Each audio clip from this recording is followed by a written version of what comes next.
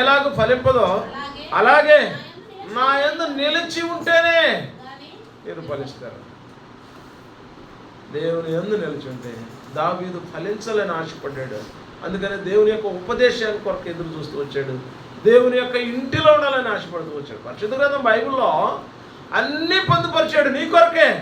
నువ్వు నేర్చుకొని వాక్యాన్ని అనుసరించి నడిస్తే ప్రపంచంలో ఉన్న సర్వమానవాళ్ళని దేవుడు హెచ్చరించాలని ఇష్టపడ్డాడు.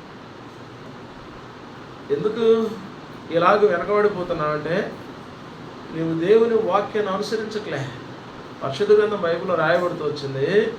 కీర్తన గ్రంథం 1వ అధ్యాయము 2వ వచనం. కీర్తన గ్రంథం 1వ అధ్యాయము 2వ వచనం. యెహోవా ధర్మశాస్త్రమును అనుసరించి ఆనందించుచు. ఎవరు ధన్యులు? దేవుని యొక్క వాక్యాన్ని ధ్యానించేటువంటి వారు ధన్యులు. వీళ్ళరా ఎంతమంది ధ్యానం చేస్తున్నారు? చదువుతాం వాక్యం బాగానే, ధ్యానం చేయాలంటే మెడిటేషన్. ఇప్పుడు గేదె మనం పొలాల్లో తోలుతూ ఉంటాం, మేత మేసుద్ది, ఇంటికి తోలుకొచ్చి మేకు కట్టేసిన తర్వాత నెమరు వేస్తుంది. అంటే మెడిటేషన్. తీసుకున్న ఆహారాన్ని ఏం చేస్తుంది? నమిలిద్ది. అంటే రక్షణ పొందినటువంటి విశ్వాసులు కూడా చదివిన వాక్యాన్ని నువ్వు రెస్ట్ కూర్చున్నప్పుడు పడుకున్నప్పుడు ఆ వాక్యాన్ని గురించి ధ్యానం చేయాలి. దేవుడు ఈ సందర్భంలో ఎందుకు మాట్లాడుతూ వచ్చాడు? చాలా సందర్భాల్లో అలా నువ్వు ఆలోచిస్తే దేవుడు తప్పనిసరిగా నీతో మాట్లాడతాడు. పిల్లరా, అంటే దేవుడు యెరూషలేమును కోరుకున్నాడు. రెండవది తన మనసు అక్కడ, తన నామం అక్కడ ఉండుటకు దేవుడు ఇష్టపడ్డాడు. తన నివాస స్థలంగా చేసుకున్నాడు. 3వ తలంపు. కీర్తన గ్రంథం 122వ అధ్యాయము 1-2 వచనాలు. కీర్తన గ్రంథం 122వ అధ్యాయము 1-2 వచనాలు. దావీదు 3వ తలంపు. దావీదు ఏమంటున్నాడు? యెహోవా మందిరమునకు వెళ్ళుదామని జనులు నాతో అనినప్పుడు నేను సంతోషించితిని. ఈ మాట చాలా జాగ్రత్తగా గమనించు. యెరూషలేమా, మా పాదములు నీ గుమ్మములలో నిలుచుచున్నవి. పిల్లరా, ఎంత గొప్ప ఆధిక్యత అంటే ఈ నూతన యెరూషలేము ప్రార్థనా మందిరం ఉంది. దావీదు ఈ యెరూషలేము మందిరాన్ని ప్రత్యేకంగా చూస్తున్నాడు. 100 మంది జనాభా ఉన్నారు. వారిలో దావీదు యొక్క ఆలోచన డిఫరెంట్గా ఉంది. స్పిరిచువల్ ఫీలింగ్స్, ఆత్మ సంబంధమైనటువంటి ఆలోచన మనుషులు ఉన్నాయి. అందుకనే దావీదు అన్నాడు, యెరూషలేమా, మా పాదములు నీ గుమ్మములో నిలుచుచున్నవి. ఎంత గొప్ప సంగతో.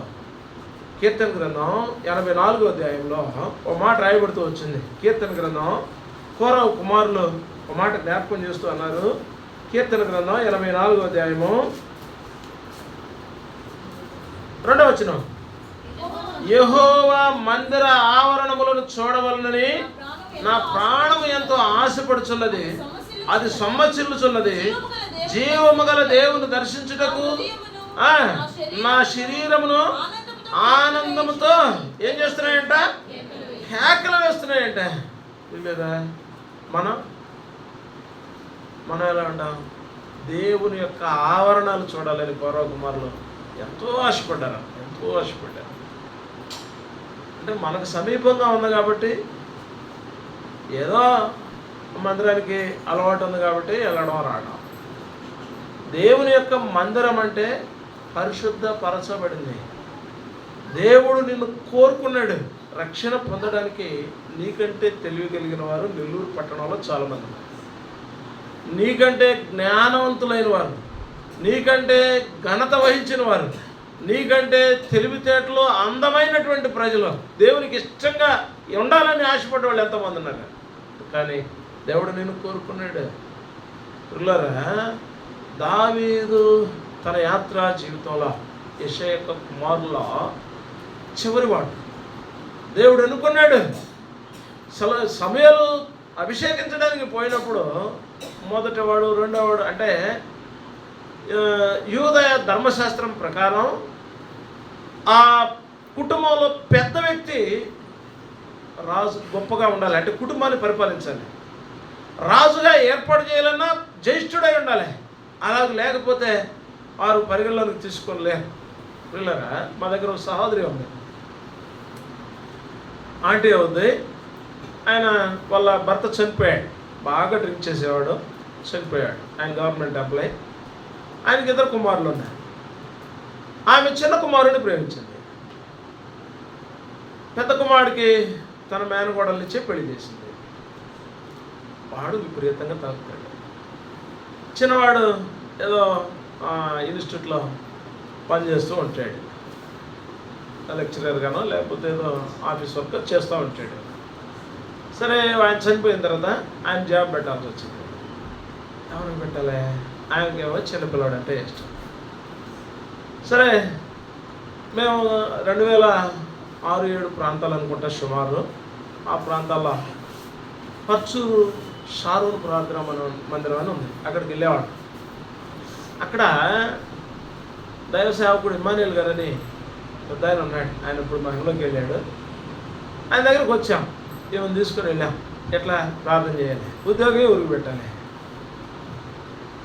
వాక్యానుసారంగా ఉద్యోగం పెద్దోడికి పెట్టాలా.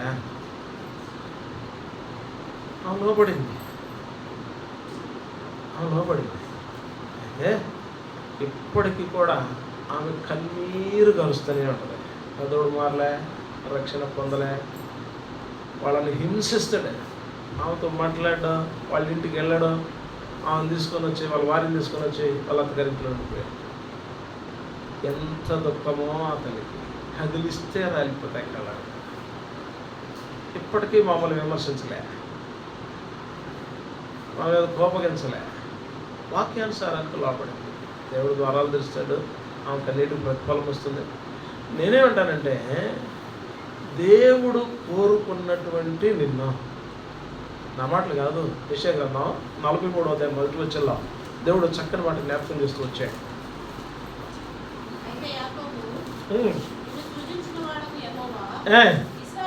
ఇశ్రాయేలు ఇలాగ సెలవిచ్చుచున్నాడు, భయపడకము, పేరు పెట్టి నిన్ను పిలిచా. అంటే నేను దేవుని యొక్క సొత్తుగా ఉన్నా, నీవు దేవుని యొక్క మందిరంలో నిలిచే భాగ్యం ఇచ్చాడు దేవుడు. కానీ నువ్వు ఉపయోగించుకోవట్లే. ఇదేదో కాసేపు కూర్చొని వెళ్ళే స్థలం అనుకుంటున్నావు. నలుగురేమో అనుకుంటారేమో, నలుగురితో కలిసి ఉండాలేమో అనుకుంటున్నావు. ఇది పరిశుద్ధ ఆవరణం, ఇక్కడ దేవుడు ఉన్నాడు. ఈ సత్యాన్ని ఎరగాలి. ఈ గుమ్మంలో నిలిచే భాగ్యం దేవుడు నీకు ఇచ్చాడు. కొలసీలకు రాసిన పత్రిక 2వ అధ్యాయం 3వ వచనం. కొలసీలకు రాసిన పత్రిక 2వ అధ్యాయము 3వ వచనం. క్షమించాలి, యాకోబు పత్రిక 2వ అధ్యాయం 5వ వచనం. యాకోబు పత్రిక 2వ అధ్యాయము 5వ వచనం.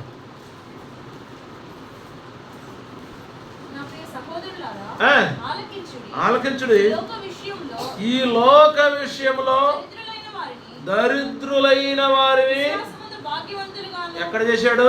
విశ్వాసమందు భాగ్యవంతులుగాను తను ప్రేమించు వారికి తాను వాగ్దానం చేసిన రాజ్యానికి వారసులుగా చేస్తూ వచ్చాడు. ఎలా?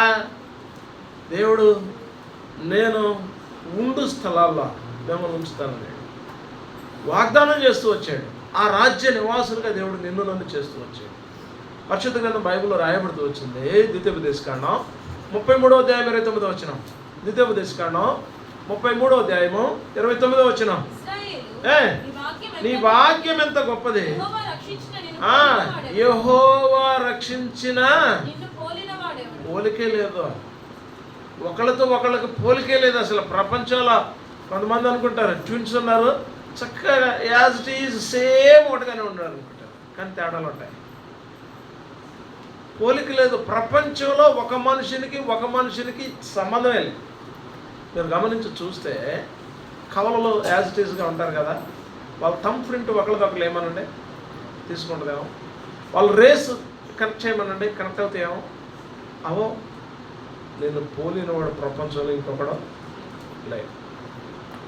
పిల్లరా, దేవుని సన్నిధిలో నిలిచే భాగ్యాన్ని ఇచ్చాడు. జకర్యా గ్రంథం 2వ అధ్యాయము 3వ అధ్యాయం 7వ వచనం. జకర్యా గ్రంథం 3వ అధ్యాయం 7వ వచనం.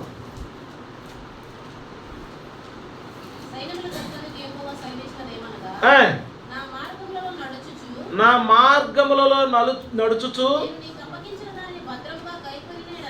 నేను నీకు అప్పగించిన దానిని భద్రంగా గైకొని ఎడల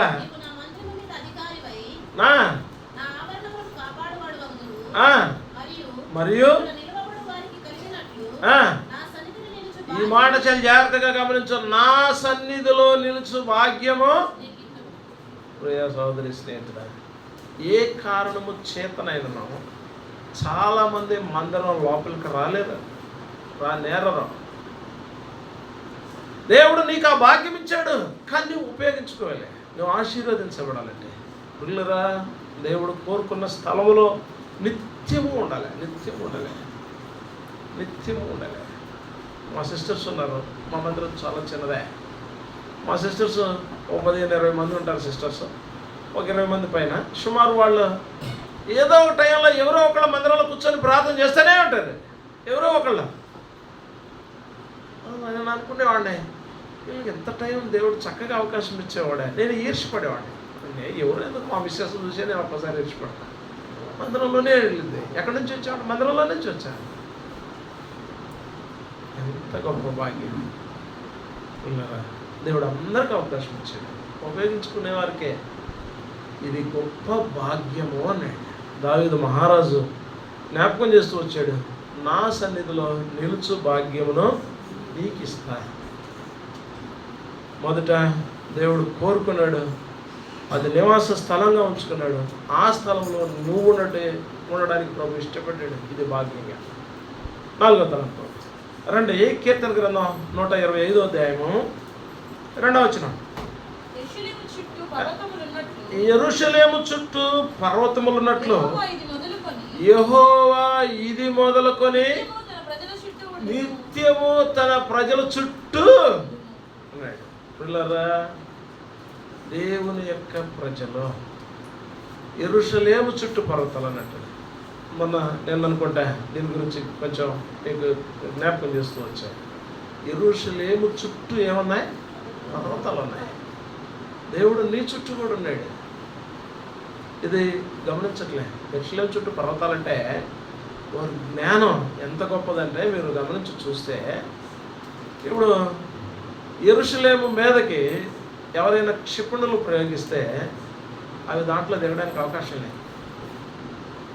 వైఫై లాగా ఆ దేశం చుట్టూ ఐరన్ రూమ్ ఉంది.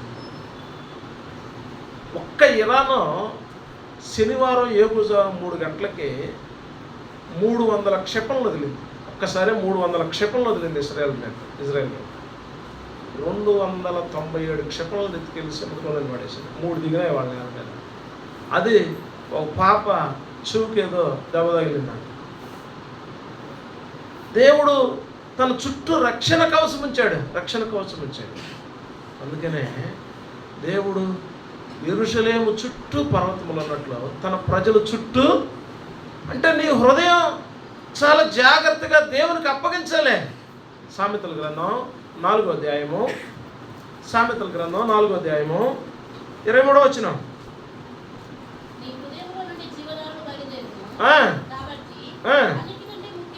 అన్నిటికంటే ముఖ్యంగా ఏం చేయాలా? నీ హృదయాన్ని భద్రంగా కాపాడుకోవాలి. మనం చాలా దినాలు చాలా సందర్భాల్లో వాక్యాలు చదివి ఉంటాం, విని ఉంటాం. భద్రంగా కాపాడుకోవాలి.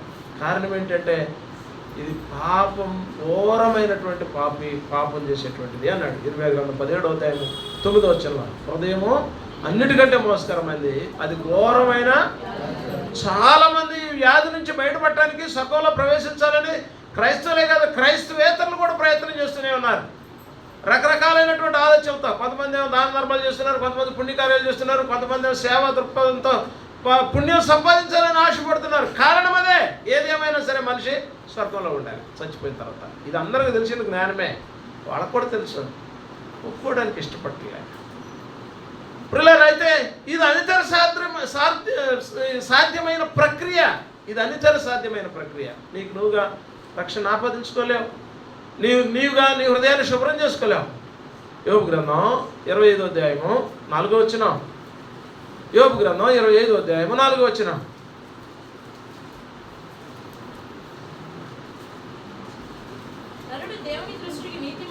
నరుడు దేవుని దృష్టికి నీతిమంతుడు ఎట్లు కాగలడు? స్త్రీకి పుట్టినవాడు అసలు ఇంపాసిబుల్ అయ్యే పనే కాదు. స్త్రీకి పుట్టినవాడు ఎట్లు శుద్ధుడు కాగలడు అన్నాడు. 6వ వచనంలో దేవుని దృష్టికి నీతిమంతుడు కానేరడు అన్నాడు. ఇది అసాధ్యమైన పని. నువ్వు ఎంత దాన ధర్మాలు చేసినా, ఎంత మంచి పనులు చేసినా, పరిశుద్ధ గ్రంథం బైబిల్లో సెలవిస్తూ వచ్చిందంటే, నువ్వు తల్లి గర్భంలో పుట్టింది మొదలు ఎప్పటి వరకు ఏ పాపం ఎరుక్కపోయినా మానవుడు జన్మత పాపి అన్నాడు. జన్మ పాపం ఉంది, ఆ పాపం పోవాలి. నువ్వు నీతిమంతుడు కానేరో. దేవుని యొక్క వాక్యం సెలవిస్తూ వచ్చింది, నీ హృదయాన్ని భద్రం చేసుకోవాలంటే కడగాలే, నీ హృదయాన్ని కడగాలి. పరిశుద్ధ గ్రంథం బైబిల్లో మత్తయి సువార్త 5వ అధ్యాయం 8వ వచనం అన్నాడు, హృదయ శుద్ధి గలవారు ధన్యులు వారు. హృదయం శుద్ధి చేయబడకుండా నువ్వు దేవుని చూడలేవు. కీర్తన గ్రంథం 31వ అధ్యాయము 23వ వచనం.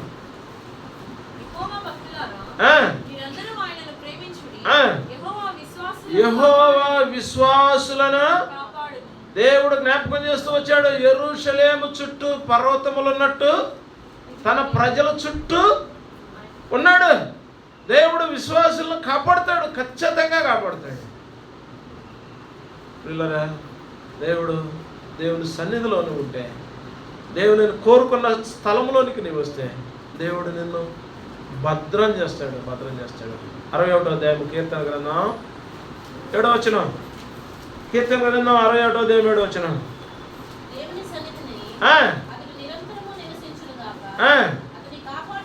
కాపాడుటకై ఏం చేశాడంట? కృపా సత్యం ఎందుకు నియమించబడాయో తెలుసా? ఎందుకు ఏర్పాటు చేశాడో దేవుడు తెలుసా? ఎందుకు? నిన్ను కాపాడటానికే. ప్రపంచంలో మానవుని కాపాడటానికే కృపా సత్యం అవసరమైతే వచ్చింది. దేవుడు సత్యంగా నిలువుటకర్ర అడ్డు వస్తే యేసుక్రీస్తు ప్రభువారు అడ్డుకరగా వచ్చాడు. కృప నువ్వు రక్షణ పొందడానికే యేసు ప్రభువారిని నియమించాడు. లేకపోతే దేవుడికి క్షణమాత్రం పనే. నోవాహు సమయాల్లో జలప్రళయాన్ని రప్పించిన దేవుడు ఎన్నో పెద్దగా కష్టపడాల్సిన పనిలే. నువ్వు అనుకుంటావేమో నా ఆరోగ్యం నన్ను కాపాడింది, నా తెలివితేటలను కాపాడా. దేవుడు అవకాశం ఇస్తేనే ఉంటాం. దేవుడు అవకాశం ఇస్తేనే ఈ భూమి మీద మన జీవం. నిన్ను భద్రం చేస్తూ దేవుడు ఇష్టపడ్డాడు భద్రం చేయడానికి. పరిశుద్ధ గ్రంథం బైబిల్లో దేవుని యొక్క వాక్యం సెలవిస్తూ వచ్చింది. రండి, 121వ కీర్తన 3వ వచనం. కీర్తన గ్రంథం 121వ అధ్యాయం 3వ వచనం. నిన్ను కాపాడువాడు కునుకడు. సోదరి స్నేహితుడా, నిరంతరం చూస్తూనే ఉన్నాడు. యెషయా గ్రంథం 27వ అధ్యాయం 3వ వచనం. యెషయా గ్రంథం 27వ అధ్యాయం 3వ వచనం. దాన్ని కాపు చేయుచున్నాను, ఎవడను దాని మీదకి రాకుండా దివారాత్రం కాపు కాస్తున్నాడంట. నిన్ను నీ మీదకి ఎప్పుడు రావడానికి అవకాశమే లేదు. దేవుడు కన్ను ముయ్యడంలే. నువ్వేమో ప్రశాంతంగా ఇంట్లో పడుకుని హాయిగా నిద్రపో. రెస్ట్ అంత రెస్ట్ కావాలా పిల్లరా? అంటే ప్రభు బిడ్డలుగా దేవుని యొక్క పనిలో, దేవుని ఇంటిలో ఉండాలి.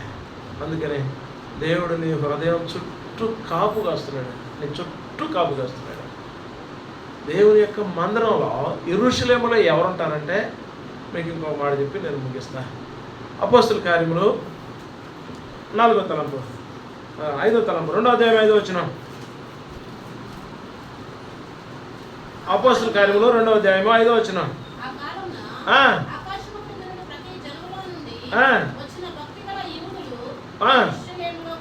ఆకాశము క్రింద ప్రతి జనములో నుండి యూదులు, భక్తి గల యూదులు యెరూషలేములో. ఇప్పుడు వాళ్ళ ఆలోచన కూడా అదే. ఎప్పుడన్నా కానీ యెరూషలేములోనికి మొత్తం యూదులందరూ సమకూర్చబడాలి దేవుని రాకడ సమీపమైతే. దేవుని చాలామంది రకరకాలైనటువంటి పుస్తకాలు రాస్తున్నారు. దేవుని రాకడకు వచ్చి చాలామంది కొంత వింతైన క్యాసెట్లు చేస్తున్నారు. ఈ మధ్యకాలంలో చాలా కాలం కిందట ఆయన రాశాడు, సత్యం కోసం చిత్రహింసలు ఏదో బుక్లు అనుకుంటా, నేను ఒకసారి చదువుతూ వచ్చా. యేసుక్రీస్తు ప్రభువారు సిలువ మీద, కలవరి కొండ మీద సిలువలో రక్తం బల్లెపోటు పొడిస్తే ఆ రక్తం అంట కారి ఆ కొండ గుహల్లో ఉన్న మందసం మీద పడిందంట. ఆ మందసం మీద పడ్డటువంటి ఆ రక్తాన్ని సైంటిస్ట్ తీసుకొచ్చి పరీక్ష చేస్తే ఇప్పటికీ జీవకణాలు ఉన్నాయంటే ఇది ఎంతవరకు సాధ్యం అంటారు? నమ్మదగినటువంటి విషయం అండి అసలు అది. అంటే మనుషులను రంజింపజేయడానికి రకరకాలైనటువంటి పుస్తకాలు రాస్తున్నారు చాలామంది. మీరు ఇప్పుడు అడిగి చూడండి, మీ గూగుల్ ఉన్నాయి, గూగుల్లో సెర్చ్ చేసి చూడండి, where is the third temple అని పట్టండి, వేర్ ఈజ్ ద టెవనికల్ అని పట్టండి, మీకు ఎర్రర్ చూపించింది, ఆన్సర్ చేయలేరు. ఇజ్రాయెల్స్ మొత్తం మీరు ఫస్ట్ టెంపుల్ గురించి, సెకండ్ టెంపుల్ గురించి క్షుణ్ణంగా రాస్తారు.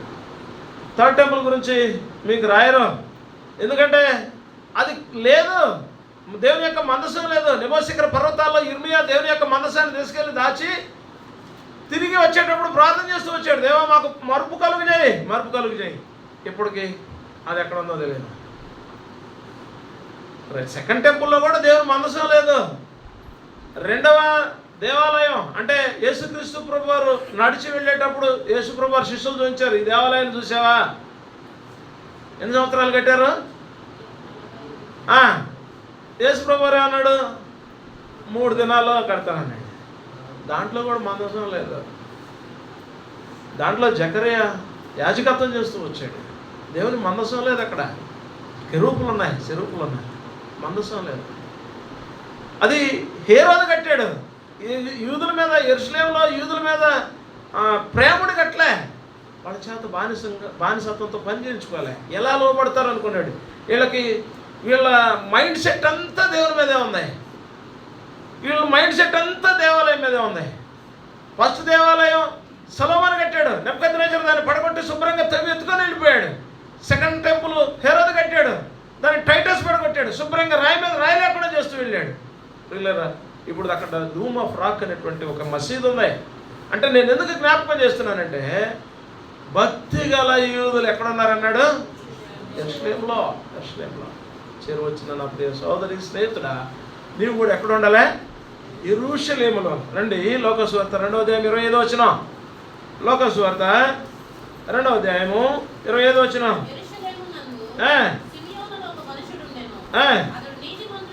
అతడు నీతిమంతుడును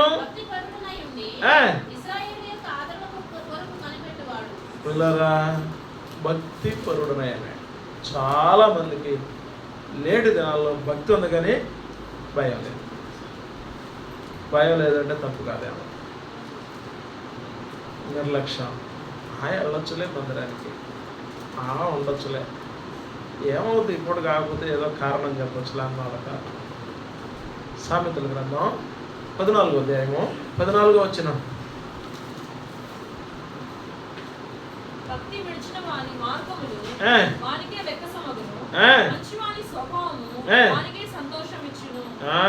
ఏం చేశాడు?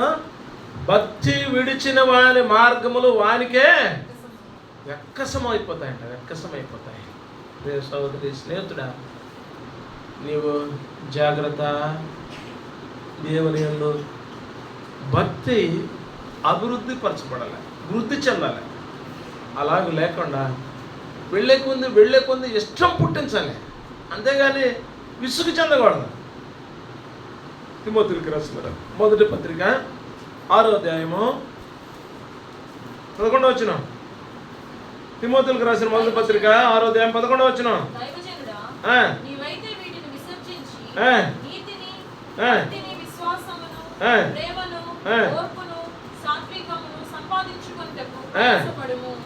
పిల్లరా ఏం చేయాలి? నీతిని భక్తిని సంపాదించుకున్నట్టుకు ప్రయాసపడాల.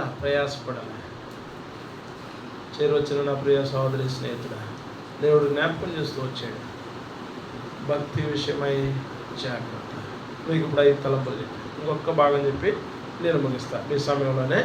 రండి, పరిశుద్ధ గ్రంథం బైబిల్ 6వ తలంపు, లోకసువార్త 2వ అధ్యాయము 42వ వచనం.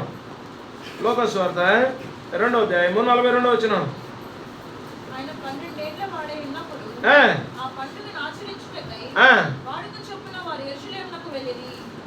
ఇదేంటిదంటే వాళ్ళకి వాడుక అలవాటు, మందిరానికి వెళ్ళటం అలవాటు చేసుకున్నారు, అక్కడికి వెళ్ళకుండా ఉండలేరు. పిల్లరా, నేను ఎట్లు నీ సన్నిధికి రాకుండా ఉండగలనన్నాడు దావీదు. మనం దేవుని సన్నిధికి వెళ్ళకుండా ఉండడానికి ఉండగలుగుతున్నాం మనం. అలాగ చేసి నా ప్రార్థన ప్రభు అంగీకరించలేదు అనుకుంటున్నా, నా మనవి ప్రభు ఆలకించలేదు అనుకుంటున్నా, నన్ను ఆశీర్వదించలేదు అనుకుంటున్నా. దేవుని సన్నిధిలో దానియేలు ఎంత విపత్తు వచ్చినప్పటికీ ముమ్మారు యెరూషలేము తట్టు కనులెత్తి ప్రార్థన చేస్తూ వచ్చాడు. అలవాటు యేసు ప్రభువుకి. 4వ అధ్యాయము లోకసువార్త 4వ అధ్యాయం 16వ వచనం.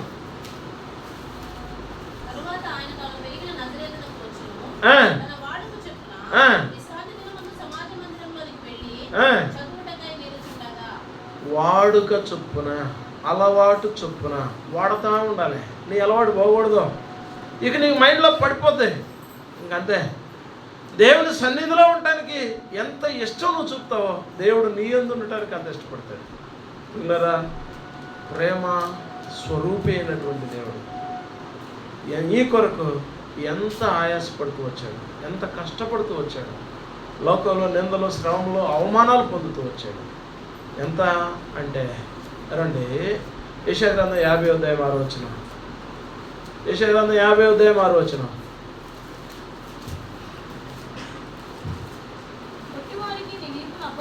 పొట్టువానికి నా వీపును అప్పగించితిని, వెంట్రుకలు పెరికివేయి వారికి చెంపలను అప్పగించితిని, ఉమ్మివేయి వారికి, అవమానపరచు వారికి. నీ కొరకే దేవుడు అవమానపరచుకుంటూ వచ్చాడు. నీ కొరకే దేవుడు ఉమ్మి వేయించుకుంటూ వచ్చాడు. చిన్న మాట అంటేనే ఓర్చుకోలేము నేడు దినాల్లో. నన్నే ఈ బ్రదర్ అంద నన్నే, ఈ సిస్టర్ అంద నన్నే, చిన్న మాటకు కూడా ఓర్చుకోలేనటువంటి యేసు ప్రభు వారు అవమానపడుతూ వచ్చాడు, కొడుతూ వచ్చారు. పరమాత్ముడైనటువంటి దేవుణ్ణి కొడుతూ వచ్చారు. పిల్లరా, ఓ దైవజనుడు హిస్టరీలో రాస్తూ వచ్చాడు, యేసుక్రీస్తు ప్రభువారు సిలువను ఎత్తుకునేటువంటి నడిచేటువంటి కలువరి మార్గంలో చిన్న కలవట్ ఒకటి వచ్చింది. సైనికుల్లో ఒకడు ఎగిరితన్నాడంటే యేసు ప్రభువారు కలవట్ మీద వెళ్ళిపోయాడు. 3వసారి సిలువ కింద పడినప్పుడు అతను ఇంకో సైనికుడు వచ్చి చేయి ముట్టుకొని పైకి లేగాడు. అంటే ఎంత అవమానం. 40 mm మెటల్. ఇప్పుడైతే క్రషర్స్ వచ్చినాయి, అప్పుడు కొట్టేవాళ్ళు రాతితో. ఆ మెటల్ పరిచారంట. నడుస్తూ ఉంటే యేసు ప్రభు పాదాలు రక్తం కారుతూ స్రవిస్తూ వచ్చినాయి. ఆయన గురించి రాయబడుతూ వచ్చింది. సొలొమోను అన్నాడు, పచ్చి మాంసపు ముద్దగా చేయబడ్డాడు. చాలామంది యేసు ప్రభువుని ఇట్లా సిలువ వేసి ఫోటోలు ఉంటాయి మన ఇళ్ళలో, 2 బొట్లు ఇక్కడ ఉంటాయి, ఇక్కడ ఉంటాయి. ఆయన దేహమంతా గాయాలైంది. 53వ అధ్యాయము 5వ వచనం. యెషయా గ్రంథం 53వ అధ్యాయం 5వ వచనం. మన అతిక్రమ క్రియలను బట్టి గాయపరచబడ్డాడు. ఏం చేయబడ్డాడు? నల్లగొట్టబడ్డాడు. ప్రియులారా, సుమారు 5,000 గాయాలు ఉన్నాయంటాడు ఒక గ్రంథకర్త. ఆయన వీపు, ఆయన శరీర దేహం అంతా నీ కొరకే ఎంత కష్టపడి అవమానపడి ఆత్మీయంగాను, శారీరకంగాను, మానసికంగాను అవమానపరచబడుతూ వచ్చాడు. తన దేహమంతా, వీపంతా నాకటి చాలా వలె దున్నబడుతూ వచ్చింది. పిల్లరా, ఇప్పటికి కూడా ఆయన యేసుక్రీస్తు ప్రభువారిని కుట్టినటువంటి కూడా మ్యూజియంలో పెట్టాను. ఒక మొప్ప వచ్చి అంగుళంన్నర ఉంటుందండి. కొట్టి ఇట్లా లాగితే మాంసం లేచి వచ్చింది, కండలు. ఎంత జాగ్రత్తగా చెప్పుకుంటామో. మందిరానికి రక్షణ పొందినటువంటి విశ్వాసం, పరాత్మీయ జీవితం యేసు ప్రభువారు అలవాటు చేసుకున్నాడు. మందిరానికి యెరూషలేముకి వెళ్ళడం అలవాటు. వెళ్ళేటప్పుడల్లా బేతనియా మీదకి వెళ్తాడు. నేను బేతనియా గురించి ఒక 3 రోజులు పోతే పల్ల యానివర్సరీ మీటింగ్ చెప్తూ వచ్చాను. 3 రోజులు స్టడీ దాని మీద చేస్తూ వచ్చాం. బేతనియా దేవునికి ఇష్టమైన స్థలం. యెరూషలేంకి పోయేటప్పుడు ఆగుతాడు, స్టే అవుతాడంటే, వచ్చేటప్పుడు స్టే అవుతాడంట. 7 కిలోమీటర్లు నడిచి వెళ్ళేవాడు యేసుక్రీస్తు ప్రభువారు. మనం 1 కిలోమీటర్ 2 కిలోమీటర్లు రావడానికే. ఇంకా మందిరం దగ్గర ఉండేవాళ్ళు అయితే అసలే రారు. పాటలు మొదలు పెట్టినాక వెళ్దాంలే, వాక్యం చెప్పేటప్పుడు వినపడితే అప్పుడు వెళ్దామని. నీ జీవితంలో నా జీవితంలో ఆశీర్వదించబడాలి. దేవుడు కోరుకున్న స్థలానికి రా. దేవుని మనసు ఎక్కడ ఉంది, దేవుని దృష్టి ఎక్కడ ఉంది. నీవు అక్కడికి వస్తే దేవుని దృష్టిలో పడతా. దేవుని ఇంటిలో నువ్వు ఆశీర్వదించాలి. నేను రాలేలే ప్రభా ఇక్కడ ఉన్నానంటే వ్యత్యాసం. లోతు అబ్రహాములను గురించి మనందరికీ తెలుసు, వాక్యం అంతా తెలుసు, తెలియని వాళ్ళు ఎవరు లేరు. లోతును దేవుడు తీసుకొచ్చి సొదొమ గొమొర్రా నుంచి నేను చూపించి పట్టణానికి వెళ్ళన్నాడు. ఆయన ఏం చెప్పాడు? నేను అక్కడికి అలాగూ కాదు ప్రభా, నేను వెళ్ళలేను. ఇదిగో స్వైర్లోకి వెళ్తా, ఇక్కడ ఉంటాను. ఏం జరిగింది స్వైర్లో? ఆశీర్వదించబడ్డా లోతు. దేవుడు పిలిచినప్పుడు లోబడిన అబ్రహాము ఆశీర్వదించబడ్డాడు. దేవుడు పిలిచినప్పుడు లోబడిన లోతు ఏమన్నా అవమానపరచబడుకోవచ్చు. హిస్టరీలో చీరల్లో గాస్పుల్ క్యాంపైన్లో ఉంటే ఒక యవనస్తుడు వచ్చాడు. ఎవరో మా ముందు ఒక సహోదరి వెళ్తా పత్రిక ఇచ్చి వెళ్ళినట్లుంది. దాంట్లో పరిశుద్ధ గ్రంథం బైబిల్ అని రాయబడి ఆయన లోపలికి వచ్చి కొద్ది గొప్ప వాక్యం చదివినట్టున్నాడు. క్రైస్తవులకు చాలా జాగ్రత్తగా మన మీద వాక్యం గుర్తుపెట్టుకుంటారు చక్కగా కొన్ని బాగా. ఆ యవనస్తుడు వచ్చాడు, వచ్చి గొడవకు వచ్చాడు. మీరు పరిశుద్ధ గ్రంథం బైబిల్ అంటారుగా, దీంట్లో పాపం ఉందగా అన్నాడు. ఏం పాపం ఉందని మా ముందున్న రవి అని ఓ టీచర్ అన్నాడు, గవర్నమెంట్ టీచర్. ఆ బ్రదర్ అడుగుతున్నాడు. ఆ పిల్లడు ఏదో వాదన పెట్టుకొని గొడవ పెట్టుకోవడానికి వచ్చాడు. నేను వెళ్ళి బుద్ధులు చేసి తమ్ముడు ఏం కావాలి? తండ్రితో కుమార్తెలు వెళ్ళారని రాయబడింది, పాపం ఉంది కదా బైబిల్లో. పాపాన్ని బైబిల్ ఖండిస్తుంది. కింద కూడా చదువు, మొత్తం చదువు. పాపాన్ని ఖండిస్తుంది బైబిల్. అక్కడ పాపం ఉంది కాబట్టి దాన్ని ఖండించింది. పాపం అనే పదం అక్కడ లేకపోతే దేవుడు పాప విరోధి కానేరాడు కదా. అంటే నువ్వు వాక్యాన్ని చదవడం నేర్చుకో ముందు, తర్వాత మమ్మల్ని అడుగు. లేదా నువ్వు మా దగ్గర రా, చర్చి దగ్గరికి. మేము గాస్పుల్ క్యాంపైన్లో ఉన్నాం, మా టైం వేస్ట్ అవుతుంది. మాతోటి వస్తే అక్కడికి వస్తే అన్ని వివరాలు చెప్తాను. ఏం మీరు చెప్పేది లేదు అనుకుంటా పోయాడు. అంటే నేనేమంటానంటే వాక్యము నీకు తోడై ఉంటుంది, వాక్యము నిన్ను నడిపిస్తుంది, వాక్యము నీకు ఆలోచన చెప్తుంది. వాక్యం అంటే ఎవరో? యేసు ప్రభువారే వాక్యం అయ్యున్న దేవుడు. నేను ఇక్కడే ముగిస్తున్నా. రండి మార్క్స్ వార్త 10వ అధ్యాయం మొదటి వచనం. ఒక మాట చెప్పి నేను ముగిస్తా. మార్క్స్ వార్త 10వ అధ్యాయం మొదటి వచనం.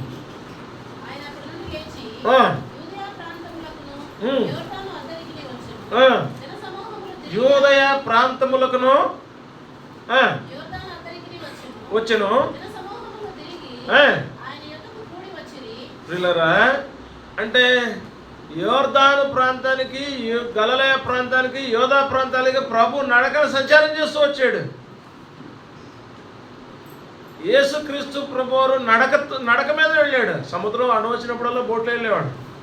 గలిలయ సముద్రంలో యేసు ప్రభువారు షిప్ మీద, పడవ మీద, నాటు పడవల మీద వెళ్ళారు యేసు ప్రభువారు శిష్యులంతా. గలిలయ సముద్రం అన్నారు కానీ 22 కిలోమీటర్లు పడవ ఉంటుంది. దానికి ఒక పక్కన తిబెరియా సముద్రం అని పేరు, రెండో పక్కన. అంటే ఆ ప్రాంతానికి యేసు ప్రభువారు వెళ్ళాడు అన్నాడు. అంటే రక్షణ పొందినటువంటి నీవు కూడా ఏం చేయాలంటే మందిరానికి వెళ్ళాలి. నీ కాడికి దేవుడిని పిలుచుకుంటా.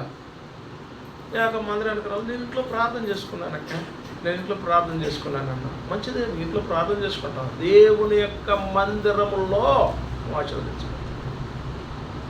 చేరువచ్చిన నా ప్రియ సోదరి స్నేహితుడా, రండి రాజుల మొదటి గ్రంథం 11వ అధ్యాయం 36వ వచనం. ఈ మాట కూడా ముగిస్తాను. నా నామమును అక్కడ ఉంచుటకు నేను కోరుకున్న పట్టణమైన యెరూషలేములో నా ఎదుట ఒక దీపము నా సేవకుడైన దావీదునకు ఎల్లప్పుడూ ఉన్నట్లు అతని కుమారునికి ఒక గోత్రము. ప్రియులారా, సొలొమోను చేసినటువంటి కార్యాన్ని బట్టి దేవుడు కోప్పడ్డాడు. ఇక్కడ రాయబడితే వచ్చింది 33వ వచనంలో, సొలొమోను తండ్రి అయిన దావీదు చేసినట్లు నా దృష్టికి యోగ్యమైన దాన్ని చేయకయు నా కట్టడలను నా విధులను అనుసరింపకి నేను ఏర్పరిచిన మార్గంలో నడవకి ఉన్నారు కనుక సొలొమోను చేతిలో నుండి రాజ్యమును కొట్టివేసి 10 గోత్రాలు నీకు ఇస్తా. అయితే నా సేవకుడైన దావీదు నిమిత్తము నేను యెరూషలేము పట్టణంలో కోరుకున్నందున ఇశ్రాయేల్లో గోత్రంలో నుండి వానికి ఒక గోత్రము అక్కడ ఉంచుతా, కోపం పుట్టినా కానీ నేను గుర్తు చేసుకుంటున్నాడు. ప్రియ సోదరి స్నేహితుడా, దేవుని యెరూషలేములో ఉండాలని ఆశపడుతున్నాడు దేవుని. ఎందుకంటే దేవుని మనసు ఎక్కడ ఉంటుంది, నీకు అక్కడ ఉండే భాగ్యాన్ని ఇస్తూ వచ్చాడు, నీ చుట్టూ కంచేస్తూ వచ్చాడు, దేవుని యొక్క వాక్యం నీకు పోషిస్తూ వచ్చాడు. ఇది నీకు అలవాటుగా ఉండాలి. ఈ 5 అనుభవాల్లో 6 అనుభవాల్లో ఉండాలని ప్రభు ఇష్టపడుతున్నాడు. రండి చిన్న ప్రార్థన చేసుకుంటాం. ఆ తర్వాత కొంత సాక్ష్యం చెప్పేటువంటి బ్రదర్స్ అండ్ సిస్టర్స్ ఎవరైనా ఉంటే ఈ యానివర్సరీ మీటింగ్ సందర్భంగా కొంతమంది కొన్ని భాగాలు పంచుకుంటారు మీతో. చిన్న ప్రార్థన.